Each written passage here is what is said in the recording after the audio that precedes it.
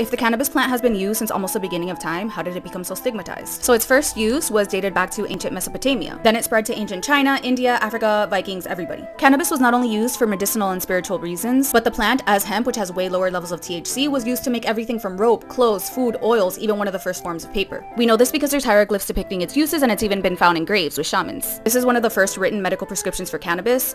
It's on a clay tablet. So fast forward to the 1600s when the colonizers arrived in what we now call America. A lot of colonies like Virginia, Massachusetts, Connecticut required their farmers to grow hemp, but it was still mostly used for making things and trading. Then in the mid-1800s, this Irish doctor named Sir William found that cannabis helps with vomiting and stomach pain in cholera patients. By the late 1800s, cannabis extracts were being sold in doctors' offices and pharmacies for medicinal purposes. It was mainly being used as a painkiller, but it was in a lot of medications. But nobody really smoked it yet. In the early 1900s, Mexicans started fleeing Mexico because of the Mexican Revolution. And they were the ones that were like, hey yo, by the way, you can smoke it. Because cannabis became associated with Mexican immigrants and people were mad xenophobic, everybody began to fear the drug, which they called the Mexican menace. It was around this time that the name cannabis was changed to marijuana. This tied the plant's use to people that they believed were inferior, aka Mexicans. So 26 states easily passed laws prohibiting the devil's lettuce. Then in the 1930s, the Great Depression hit and people started losing their jobs left and right. A lot of people blame Mexicans for taking their jobs, which doesn't even make sense, but okay. So people became even more xenophobic. Then the media began to report that cannabis was linked to people of color, which meant that you were a violent criminal. So Harry Anslinger, the commissioner of the Federal Bureau of Narcotics, began a campaign to criminalize cannabis. He claimed that the plant led to insanity. Then in 1936, the film Reefer Madness came out. This depicted cannabis users as basically psychotics. But in 1944, the New York Academy of Medicine published a report saying basically like, y'all chill,